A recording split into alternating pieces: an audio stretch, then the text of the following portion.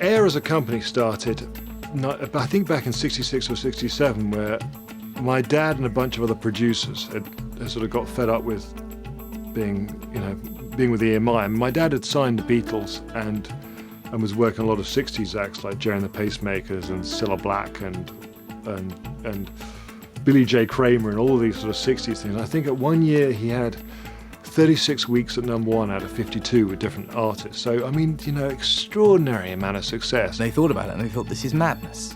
We're making all this money for EMI, we're not getting anything from it. And so they decided to set up an independent studio, which was AIR. And AIR, in fact, stands for Associated Independent Recording Studios. And the idea was to take all that work and talent that they had working for them, singing for them, I should say, and make records themselves. It was the first truly independent studio that actually thought about what they were going to use.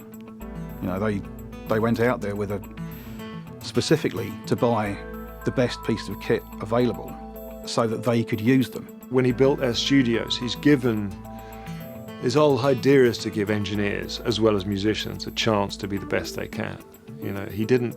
He rejected in a way the factory that was Abbey Road that he was in before, and went and built Air Studios, as a place where engineers could have more say in what they did. The Air Studios engineers all have their unique sounds. There is an element of it that is sort of common to us because we've all been brought up in the same way. We've all had the same mentors. We all started with the George Martin, the Jeff Emmerichs, working down through there. And you can definitely, there's a certain sort of school of engineering that sounds like an Air engineer. Certainly at the time, and that whole ethos, that was established in the mid-'60s, finally built in '69, and that carries all the way through. I will not, none of the guys that work for me will tell anyone that you can't do that. It will tell you is, it won't do it. If it's physically not capable, electronically not capable of doing it, it won't do that for you. But otherwise, feel free. It's there for you to use. Right from day one, the ticket was always excellence. And Air Studios has always been about excellence. And, we're one of the more expensive studios in the world, and there's a reason for that. You have support from a technical standpoint, the staff have expertise. We will not let anybody or anything out of our doors that isn't as good as it can be. And the sort of the yardstick, if you like, is what everybody else sets their standards by. I believe that if you can offer something as a studio, and whether that's at Strongroom or at Air, that is different from what other studios are offering, then someone is going to want to come there. And one of the things that I deeply believe, and has always been my philosophy, is the technical backup that's offered in a studio. We employ 9, I think, full-time technical engineers, not recording engineers, not assistants, people who keep the equipment in tip-top condition between here and Strongroom. And these days, with the budgets the way they are, I doubt whether many studios employ even one full-time technician. Air has a great sort of technical expertise.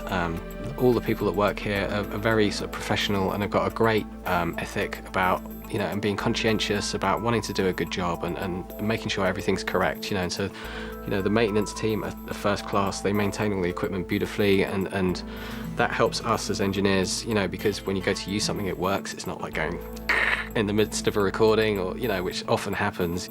Richard and George are very similar in their outlook. They both strive for a studio that gives technical excellence and basically everything just works. One of the most important things that they believe is when an artist or an orchestra or conductor or anyone that uses the studio, the whole experience of them walking through the door and their experience of them recording, if something goes wrong, as it inevitably does with technology, that it gets fixed, that the support structure is completely there so they can concentrate on doing the job that they're there to do and be at their creative best. I think there's two things about Air. One is that technically it's absolutely it's just the most fabulous, problem-free place I've ever worked in. And sometimes we, on a big film, will really do some damage to the infrastructure in terms of, I want to do this, and this. And the people that work there, who are, I think my favourite people in studios, they're just so lovely and so brilliant and talented. They kind of make it happen. So I turn up and this stuff happens, and I don't really realise how complicated it is. I don't want to think about it because there's a huge amount of stuff going on. And what happens there is that they allow the process to happen without the technology getting in the way. People come to Air Studios because it's not just technically as good as it can be. It's also got that magical je ne sais quoi. The people here understand the heart of music, if you like. We're very much about making something that really does touch you.